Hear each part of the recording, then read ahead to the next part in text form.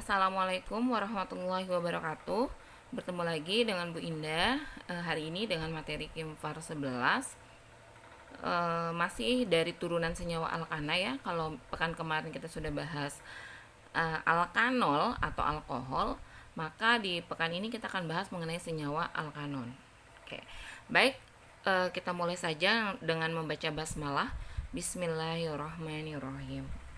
Jadi senyawa alkanon ini sama seperti senyawa alkanol adalah masih turunan alkana. Ya, jadi masih termasuk golongan senyawa hidrokarbon.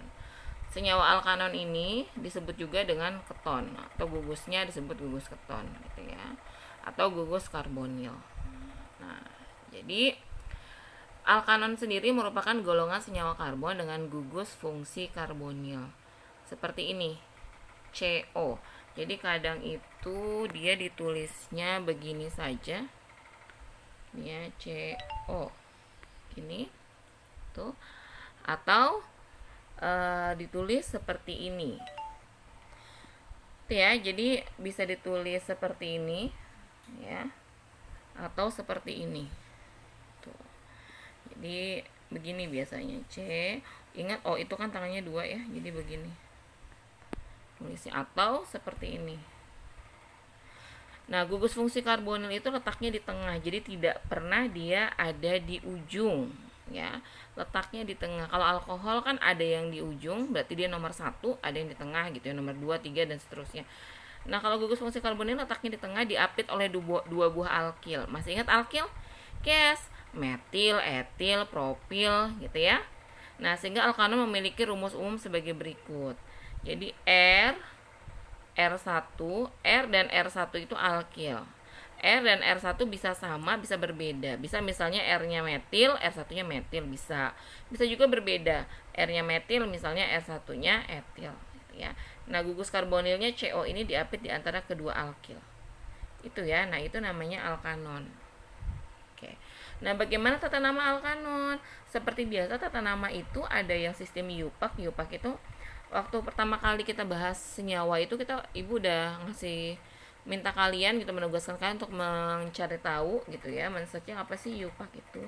Jadi dia lembaga resmi mengenai kimia ya, yang memberikan nama-nama resmi kepada senyawa-senyawa kimia. Oke. Nah, ada dua tata namanya sama seperti senyawa yang lain gitu ya. Biasanya ada nama Yupak, ada nama pasaran atau nama apa ya disebutnya, nama trivial atau nama umum gitu ya. Nah, kalau tata nama alkanon atau keton ini berdasarkan sistem Yupak itu sama seperti biasa. Penamaannya seperti alkana, tapi ananya diganti anon. Jadi misalnya kalau di alkana ada apa ya? Propana, ya kan? Jadi nggak mungkin ada metanon dan etanon ya, karena kan tadi kita udah tahu karbonil itu di tengah. Jadi kalau etana kan C-nya cuma 2, jadi nggak mungkin karbonilnya gugusnya itu diapit di antara dua alkil. Jadi harus minimal adalah 3C. Jadi C-nya harus 3 baru terbentuk alkanon. Misalnya ya di alkana itu kalau C-nya 3 namanya propana. Maka kalau di alkanon namanya propanon, gitu ya. Kalau 4 di alkana namanya butana. Di alkanon namanya butanon gitu. Oke. Gimana caranya? Yang pertama sudah pasti menentukan dulu rantai induk. Nah, rantai induk itu adalah rantai atom C terpanjang, tetapi yang harus ada gugus karbonilnya. Jadi kalau ada nih nanti kamu bikin rumus panjang C-nya, tapi gugus karbonilnya tidak termasuk di situ, maka itu bukan rantai induk. Gitu ya. Jadi rantai induknya itu harus rantai yang paling panjang, tetapi ada gugus karbonilnya. Yang kedua, memberikan nomor dari salah satu ujung rantai. Nah, sama nih. Sehingga atom C yang mengikat gugus karbonil mendapatkan nomor terkecil. Bahasa gampangnya gini nomor B ini. Berikan gugus karbonil nomor terkecil. Gitu ya. Yang ketiga, urutan penamaannya adalah ngasih namanya gimana, nanti sebutin nomor. Kalau ada cabang ya, kalau tidak ada cabang berarti langsung ke gugus karbonilnya, penamaan gugus karbonil. Kalau ada cabang, nomor cabang, nama cabang, nomor atom C yang ada gugus karbonilnya, dan nama rantai induknya alkanon. Contoh, kita lihat di sini. Lihat ya, contohnya di sini. Di sini kan ada rumus. Pertama ada tentukan rantai terpanjang. Tentu saja rantai terpanjangnya adalah ini. Yang mengandung gugus karbon. Ini kan ada gugus karbonilnya nih. Ini berarti rantai terpanjangnya. Oke. Sekarang tentukan nomornya, mau mulai dari kiri atau dari kanan gitu. Kamu dari kiri, kanan atau kiri gitu. Mau dari kiri atau kanan. Kita lihat kalau dari kiri itu 1, 2, 3, 4. Gugus karbonilnya dapat nomor 4. Tapi kalau dari kanan, gugus karbonilnya dapat nomor 1, 2, 3. Dapat nomor 3. Maka kita nomorin dari kanan. Oke, sudah? Kalau sudah, kita tentukan rantai induknya namanya apa? 1, 2, 3, 4, 5, 6. Jadi 6. 6 di alkana namanya apa? Masih ingat? Heksana. Nah, berarti kalau di alkana namanya heksanon. Ya, nih. Heksanon ini rantai utamanya. Ada apa saja di rantai utama? Ada cabang ini. Jadi di luar rantai utama itu adalah cabang. Nih ada cabang nih. Cabang ini nomor berapa? Nomor 4 dan nomor 5. Apa nama cabangnya? CH3. Masih ingat CH3 itu apa? Ya, CH3 itu adalah metil. Ya. CH3 metil. Jadi metilnya ada 2 di nomor 4 dan 5. Kalau metilnya ada 2 berarti di metil. Ya. Maka penamaannya adalah kasih nomor cabangnya. Ada cabang di nomor 4 dan 5, 2 buah metil. Ya kan? Sudah? Kalau sudah berarti ini namanya lihat 4,5 dimetil 3 heksanon. Gugusnya, gugus ketonnya atau karbonilnya ada di C nomor 3. Maka sebutkan nomor cabang 4 dan 5. Nama cabangnya metil karena 2 ada di metil.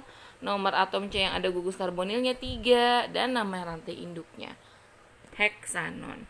Berarti nama rumus bangun ini adalah 4,5 dimetil 3 heksanon. Ya. Nah, kita lihat contoh selanjutnya adalah di sini tidak ada cabang alkilnya ya. Jadi rantai utama yang mana? Rantai utamanya berarti yang ini. Kan?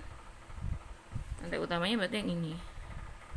C-nya ada berapa? Ada 4. 1, 2, 3, 4. 4 namanya apa? Di alkana 4 butana. Berarti kalau di alkanon namanya butanon. Ya. Nah, tidak ada cabang yang lain. Nah, kita lihat aja berarti ada gugus fungsi. Nah, gugus fungsinya di C nomor berapa? Kita hitung. Kalau dari kiri, nih ya. Kalau dari kiri, gugus fungsinya nomor 2, 1, 2. Kalau dari kanan 1, 2, 3. Maka kita berikan gugus fungsi nomor terkecil. Maka kita nomorin dari nomor kiri. Berarti gugus fungsinya ada di C nomor 2. Maka nama rumus bangun ini adalah 2 butanon atau etil metil keton. Ini nanti dipelajarin di penamaan berikutnya. Udah ya, semoga cukup jelas. Nanti juga ada contoh soalnya. Selanjutnya adalah selain nama yupak, biasanya kita ada tata nama umum atau trivial. Nah, kalau tata nama umum untuk alkanon dilakukan dengan cara menyebut dulu gugus alkil yang terikat pada atom C gugus karbonil. Nih, disebut dulu gugus alkilnya tadi yang R dan R itu loh. R dan R1 disebut dulu. Kita harus tahu dulu apa gugus alkil yang terikat pada atom C. Kan atom C yang mengikat gugus karbonil. Kan tadi kan gugus karbonil diapit oleh alkil. Ya kan? Baru kita ikuti dengan kata keton. Dan penyebutan gugus alkilnya harus mengikuti urutan abjad. Contoh. Di sini gugus karbonilnya di tengah kan? R yang pertama, alkil yang pertama di sebelah kiri adalah metil. R yang di sebelah kanan metil juga. Maka karena metilnya ada 2, kita sebut namanya dimetil keton. Jadi gugus ini kita sebut keton, ya kan? Sebutkan nama gugus alkilnya, lalu tulis kata keton. Begitu penamaannya. Metilnya ada 2 di kiri dan kanan, kita sebut dimetil keton. Atau nama terkenalnya ini aseton. Ya, bukan aseton ya, bukan aseton. Sudah, kita lihat contoh yang kedua. Di sini sebelah kiri, ya kita lihat di sini sebelah kiri ini ada apa ini? Ya, di sini ada metil, ya kan? Nah, di sebelah kanan ada apa? Ada alkil juga. C-nya 2 namanya etil. Nah, ini adalah gugus keton tadi kan? Nih. Ikuti kata keton. Nah, sekarang ada metil, ada etil. Nama ini gimana, Bu? Lihat ke sini. Penyebutan gugus alkil mengikuti urutan abjad. Metil M dengan etil M dan E duluan siapa secara abjad? Duluan E.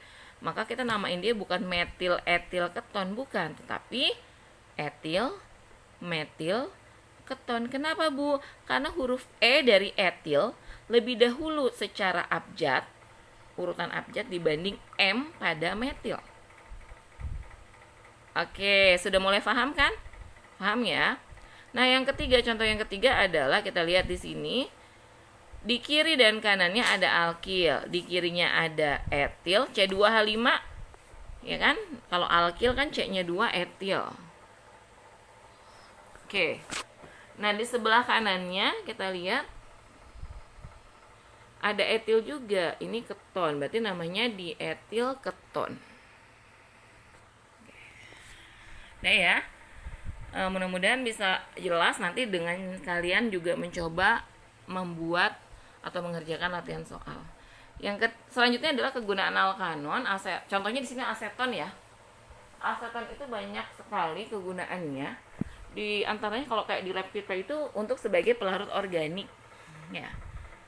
Di beberapa sediaan gitu ya. Untuk sediaan luar pelarut organik. Yang terkenal ada aseton. Aseton itu adalah sebagai pembersih kutek ya, atau kuku yang dikasih kutek, maka untuk membersihkannya pakai aseton.